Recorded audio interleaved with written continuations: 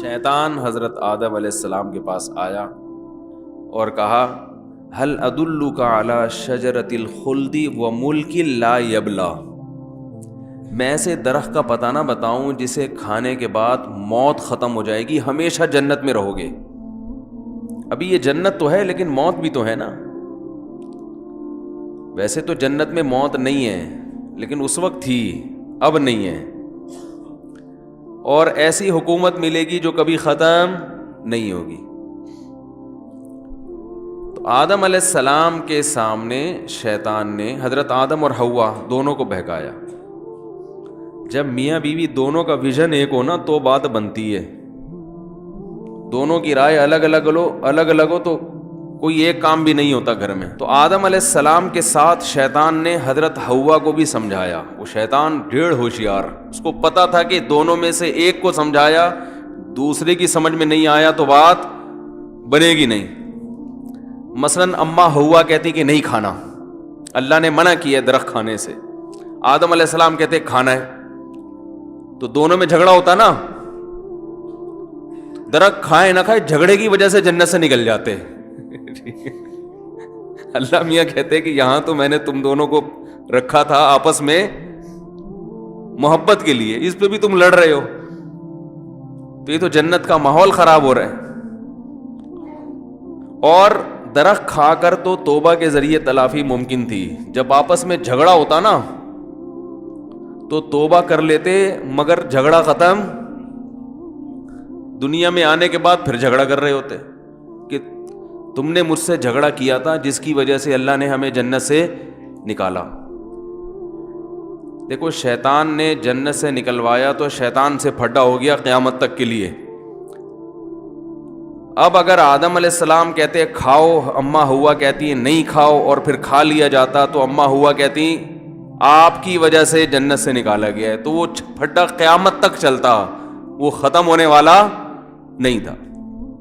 سب یہی کہہ رہے ہوتے، ہر عورت اپنے میاں پہ بلی ڈالتی۔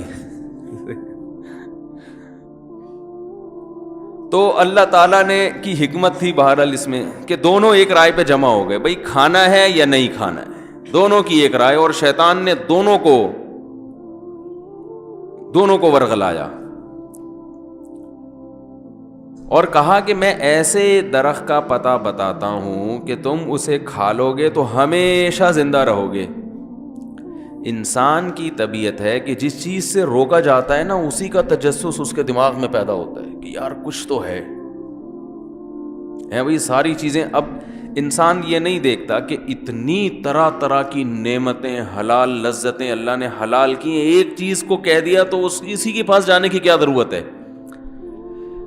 لیکن شیطان کا وار آپ دیکھو، شیطان اسی چیز کی رغبت دل میں ڈالتا ہے اور اس میں کچھ یعنی اس کو ایسا مزین کر کے پیش کرتا ہے کہ انسان کو لگتا ہے کہ اصل لذت تو اللہ نے رکھی ہی اس میں ہے، حالانکہ ایسا ہوتا نہیں ہے۔ یعنی شیطان نے یہ دھوکے میں ڈال دیا کہ یہ ایسا درخت ہے جسے کھانے سے اس لیے روکا جا رہا ہے کہ ہمیشہ ہمیشہ جنت میں رہو گے، موت کا تصور ہی ختم ہو جائے گا۔ یہ گویا ایک ہوتا ہے نا آب حیات، یہ ثمرہ حیات ہے، یعنی ایسا پھل ہے ثمر حیات کہ جسے کھانے سے زندگی ملتی ہے۔ آدم علیہ الصلاۃ والسلام شیطان کے ورغلانے میں آ گئے۔ انبیاء سے غلطی نہیں ہوتی، غلطی کا مطلب گناہ نہیں ہوتا، مگر ایک خطا انبیاء سے ہو سکتی ہے، وہ یہ کہ اجتہادی غلطی جسے کہا جاتا ہے۔ اور انبیاء کی جو اجتہادی غلطی ہے اللہ اس پہ بھی ان کو ایسے ہی پکڑتے ہیں جیسے کسی عام شخص کو حقیقی غلطی پر۔ تو علماء نے لکھا ہے کہ اس جنس کے بہت سارے درخت تھے۔ آدم علیہ السلام کے ذہن میں خیال آیا کہ اللہ نے یہ کہا ہے وَلَا تَقْرَبَا هَٰذِهِ الشَّجَرَةَ، ہادہ اشارہ کے وقت کہا جاتا ہے یہ والا درخت اس کے قریب مت جانا۔ مطلب یہ تھا کہ یہ اس ٹائپ کے جتنے بھی درخت ہیں، مثلاً فرض کر لیتے ہیں وہ آم کا درخت تھا، تو مراد یہ تھا کہ یہ آم کھانے پر پابندی ہے، باقی جو مرضی کھاؤ۔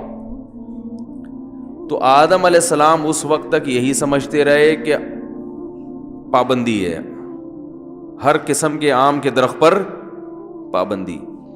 لیکن شیطان نے ورغلایا کہ صرف یہ والا، باقیوں پر اللہ نے تھوڑی پابندی لگائی ہے. تو ان کے دل میں وسوسہ آ گیا کہ باقی کھا لو. اب یہ غلطی اس لحاظ سے ہے کہ جب کوئی شخص کسی کو آرڈر دیتا ہے نا تو پہلی مرتبہ اس کا جو مطلب سمجھ میں آئے اصل مطلب وہی ہوتا ہے. اس سے بھی سبق ملتا ہے ہمیں. اور جو مطلب بعد میں آئیں بائیں شائیں کر کے ضرورتوں اور حاجات کی بیس پہ سمجھ میں آئے وہ اصل مطلب نہیں ہوتا. اس سے تقلید کا وجوب بھی ثابت ہوتا ہے کہ مسائل میں کسی ایک مسلک کو فالو کرو. ویڈیو کا نیکسٹ پارٹ دیکھنے کے لیے ہمارے چینل کو سبسکرائب کریں اور بیل آئیکن والے بٹن کو کلک کریں تاکہ ہمارا نیو نوٹیفیکیشن آپ تک پہنچ سکے. اللہ حافظ.